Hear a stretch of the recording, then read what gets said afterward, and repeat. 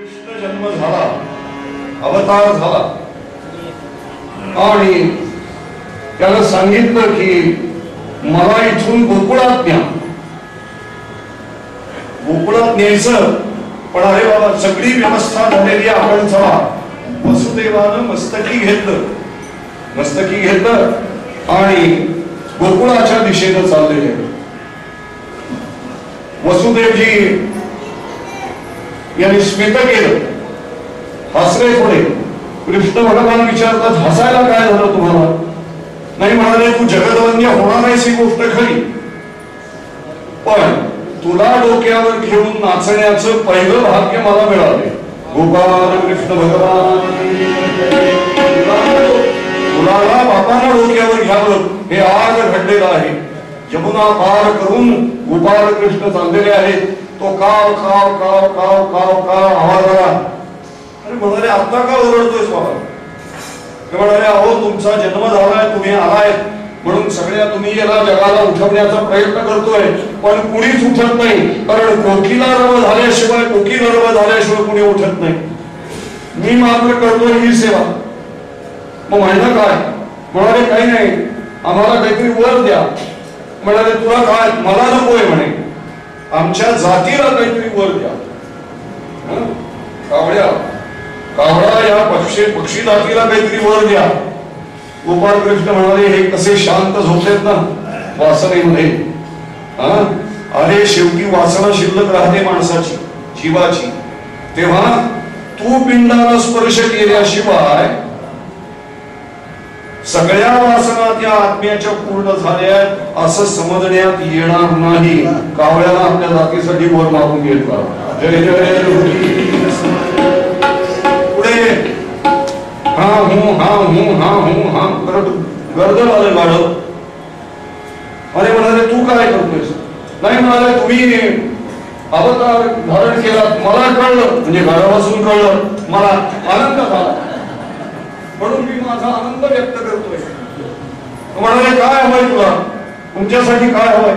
ते म्हणाले, मला द्या. म्हणाले, काय द्या? मला एवढंच हवंय की कुठेतरी आमचं नाव असावं, आमचं नाव असावं. तेव्हा कृष्ण भगवंतानं सांगितलं की जेव्हा गोकुळ तयार करतील लोक, गोकुळ तयार करतील त्यावेळेला गोकुळाच्या दाराच्या आत पहिलं तुमचं चित्र असेल. जय जय आपण मातीचं केलं की त्या दरवाजाच्या आत गाढवाची मूर्ती असते. एकच केलं त्यानं की त्यानं जातीसाठी काही मागितलं नाही. काय म्हणतो, किती गाढवा, एवढ्या सगळ्या गाढवांची वासना पुरवायची म्हटल्यानंतर काय श्रम झाले असते मला सांगा. कावड्याने आपल्या जातीसाठी मागितलं आणि गाढवाने फक्त आपल्या पुरतं मागितलं. हाच त्याला आपण गाढव म्हणतो. त्याचा मूळ स्वरूप आहे. आणि इकडे जन्म झाला, आनंद झाला, पण कंस घालवला. कंसानं सभा बोलावली आणि सभेत विषय निघाला की मला ठार मारणारा जन्माला आलाय. त्या पुरीनं सांगितलं जाता, कुठे तरी वाढत असे मधील तरी मूर्ती मनी धरी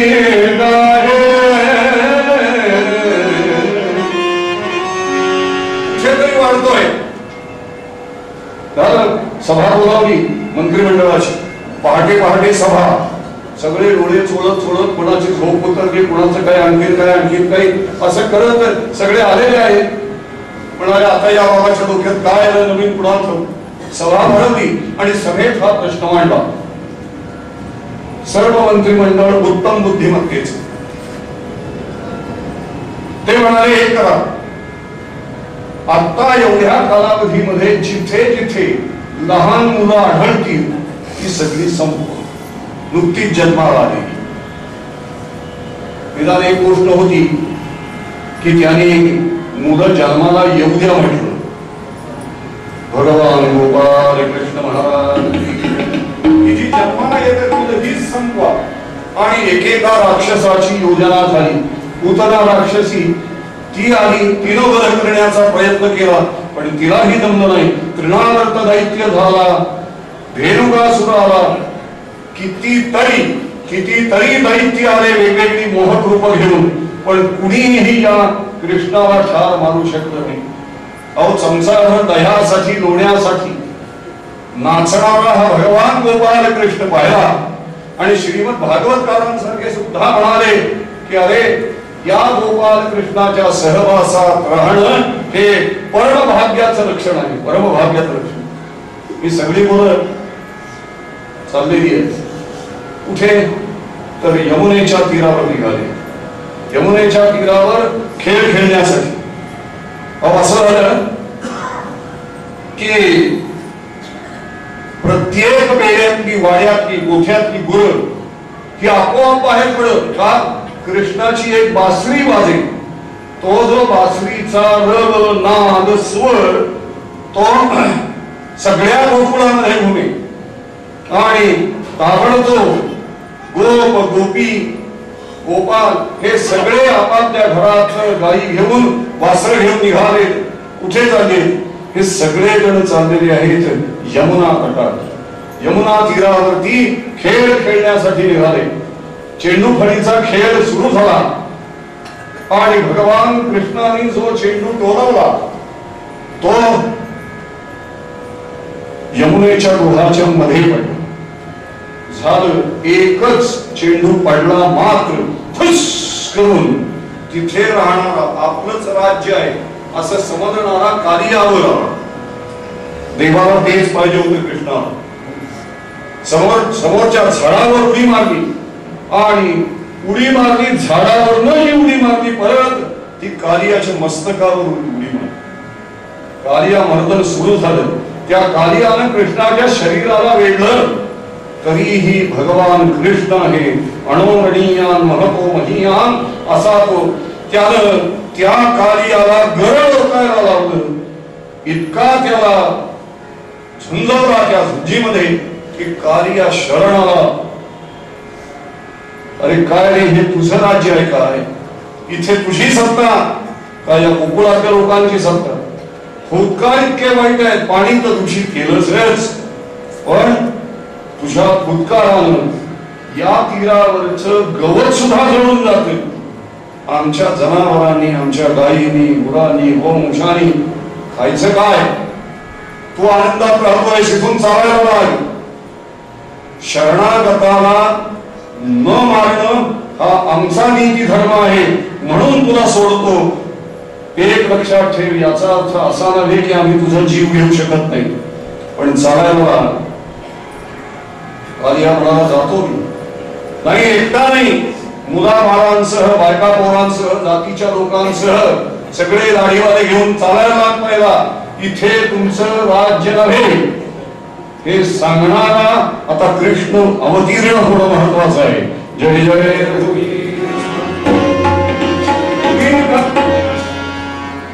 कालियाच चालू लागला पण कालिया म्हणतो देवा एका गोष्टीची भीती आहे. म्हणाली कसली? मी काही तुला करणार नाही. आम्ही वचनाचे पक्के आहोत. नाही देवा तसं नाही. मला भीती आहे की विष्णू तुमच्या वाहनाची भीती आहे म्हणजे गरुडाची. कृष्ण भगवान हसले. कालिया तो माझा गरुड तुला काहीही इजा करणार नाही. म्हणाले अहो आमचं पारस्परिक वैर आहे स्वभावतः.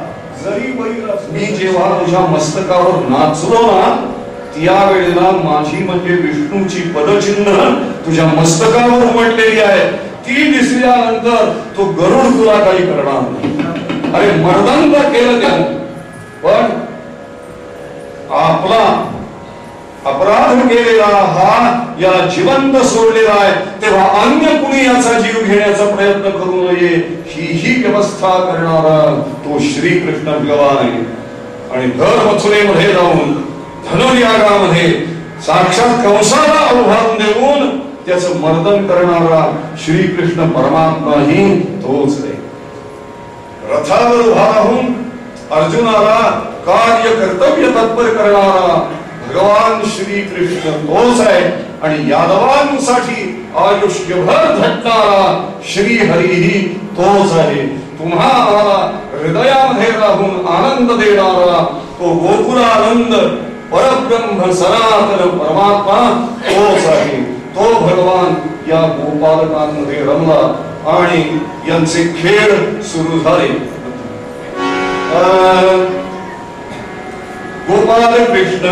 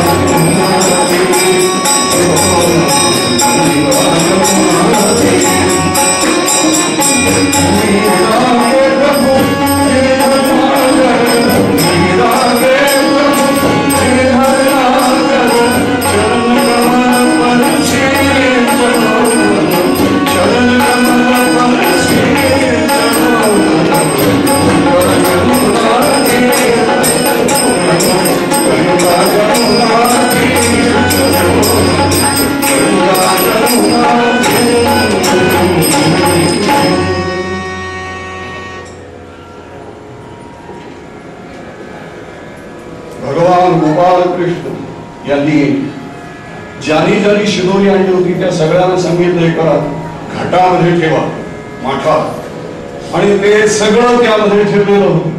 जे जे कोणी आणलेलं असेल, कोणी भात आणला असेल, कोणी भाकरी आणली असेल, कोणी नुसती चटणी आणली असेल, कोणी लोणचं आणलं असेल, कोणी साखर, कोणी मीठ, कोणी मिरच्या, हे सगळं त्यामध्ये ठेवलं. आणि खेळ होईपर्यंत ते तसंच ठेवून दिलं. हा सगळा खेळ हे सगळे एकत्र येऊन इथे जातीपातीचं कशाचंही बंधन नव्हतं, वयाचं बंधन नव्हतं, शरीर असं आहे, दुबळा आहे, सशक्त आहे असंही नव्हतं.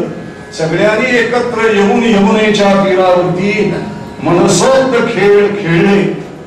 परिणाम असा झाला की तोपर्यंत त्या ठेवलेल्या पदार्थांमध्ये एक रसता निर्माण झाली. ती जी एक रसता आहे त्या एक रसतेला काला असं म्हणतात. आणि इथे विचार करायचा असतो की वास्तविक पाहता आपण कुणीही इथले नव्हे, आम्ही वैकुंठीचे वासी. मग आपल्यातला प्रत्येक जण इथे का आला? आपल्यातला प्रत्येक जण इथे का आला, या काला का आला असा विचार ज्यात केला जातो त्याला गोपाळ कला म्हणतात. तो हा गोपाळ कला. सर्व गोप धन्य झाले, सर्व गोकुळ निर्भय झाले आणि सर्व गोकुळवासियांनी आपलं चित्त त्या भगवान गोपाळ कृष्णाच्या चरणी अर्पण केलं. तुकोबा लिहितात की ते जे सुख तिथे आहे त्या सुखासारखं सुखनिधान ठेवा अन्यत्र कुठेही नाही. सुखसागर दुसरीकडे कुठेही नाही, अंत पार नाही देखा. महाराज म्हणतात त्याचं चिंतन करायला लागलं तर तुका म्हणे छंदे मन मोहिरे गोविंद. तो भगवान मनच खेचून घेतो. त्यामुळे संकल्प विकल्प उठतच नाही. जर निर्माण झाले संकल्प विकल्प तर ती त्याची इच्छा असते, म्हणून त्याची बाधा पुन्हा मला कधीही होणार नाही. अतिशय महत्वाची गोष्ट मुद्दाम सगळ्यात शेवटी ठेवलं ते नाव की हे महिनाभर कीर्तन झालं. या कीर्तन समाजात चित्रगुप्ताचं काम करणारे आमचे विलासदादा सप्रे, ते सप्रे नाही आहेत, ते सप्रेम आहे. तेव्हा त्यांना प्रसाद द्यायचं नाव मुद्दाम शेवटी ठेवलंय, कारण त्यांनी सगळ्यांची खिचाई केलेली म्हणजे फोटो मध्ये. पण त्यांचा फोटो कोण काढणार? कुणीतरी कॅमेरा घ्यावा आणि तेवढं शूटिंग करावं.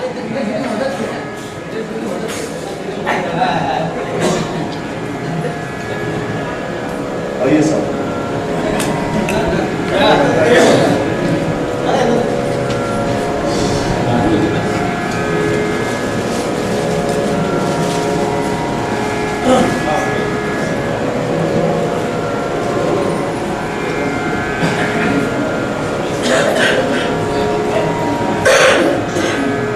गोपाल कृष्ण भगवान की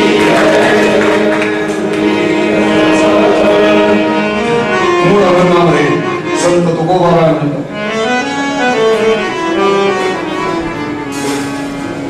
क्षमा करा, एक अव्यास मांडण्याचं कीर्तन परंपरेतला एक सत्कार आजचा राहिलेला आहे आणि तो म्हणजे स्वर्गीय श्री नारायण कृष्ण शेजवलकर, स्वर्गीय श्रीमती विमलताई शेजवलकर यांच्या स्मरणात राहिला होता. श्री विवेक नारायण शेजवलकर येणार होते, अजून आले नाही, म्हणून मी त्यांच्या वतीनं दोघांच्या स्मरणात श्रद्धे कीर्तनकारांना श्रद्धांजली अर्पण करतो.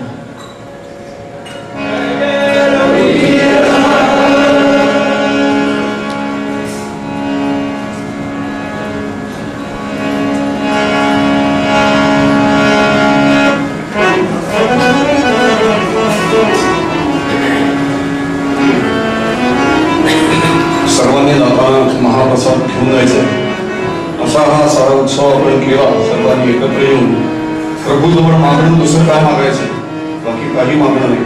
सगळ्यांनी आसन लावायचं, हात जोडायचं आणि मी एक एक चरण म्हणतो. ते चरण झालं की सर्वांनी तथास्तु म्हणायचं. आकल्पायुष्य भावे तया गुणा माझिया सकळा हरीचिया वासा संकल्प विकल्प नुपजो ज्ञानसे चित्ती ऐसे कृपामूर्ती करावे. कल्पनेची बाधा न हो कोणे काळी ही संत मंडळी सुखी असो.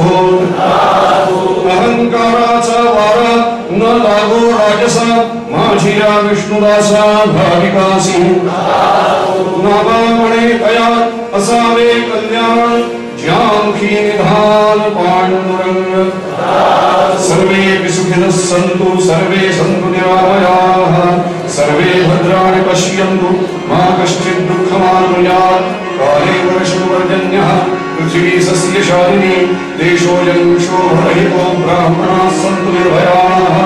अपुत्राः पुत्रिणः सन्तु पुत्रिणः सन्तु पौत्रिणः अधनाः सधनाः सन्तु सर्वे सन्तु निरामयाः. लोकाभिरामं रणरङ्गधीरं राजीवनेत्रं रघुवंशाहं कारुण्यरूपं करुणावतारं श्रीरामचन्द्रं शरणं प्रपद्ये. सीताकान्तस्मरण जय जय राम मनोजवं मारुततुल्यवेगं जितेन्द्रियं बुद्धिमतां वरिष्ठं वातात्मजं मातरिपुत्रमुख्यं श्रीरामदूतं शरणं प्रपद्ये. महारुद्र हनुमान की जय. गुरुर्ब्रह्मा गुरुर्विष्णु गुरुर्देवो महेश्वरः गुरुसाक्षात् परब्रह्म तस्मै श्री गुरुवे नमः. समर्थ सद्गुरुनाथ महाराज की जय. जय जय हरिवीर समर्थ तथास्तु. आज वीणाताई जोशींना म्हटलं होतं की कार्याचं कीर्तन आहे, एखादं पद म्हणा, त्यांनी मान्य केलं होतं. पण सगळं वेळाचं मर्यादा पाहता ते शक्य झालं नाही, तेव्हा त्यांची मनापासून क्षमा मागतो मी आणि भैरवीकडे वळतो.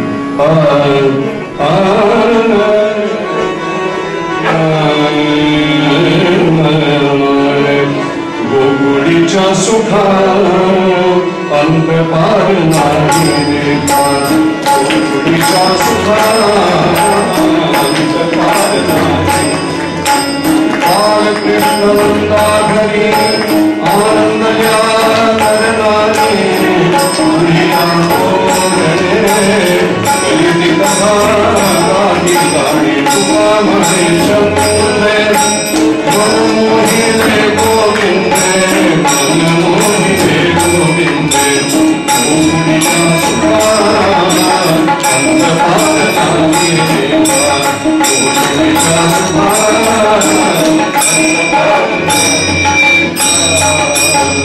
Thank you.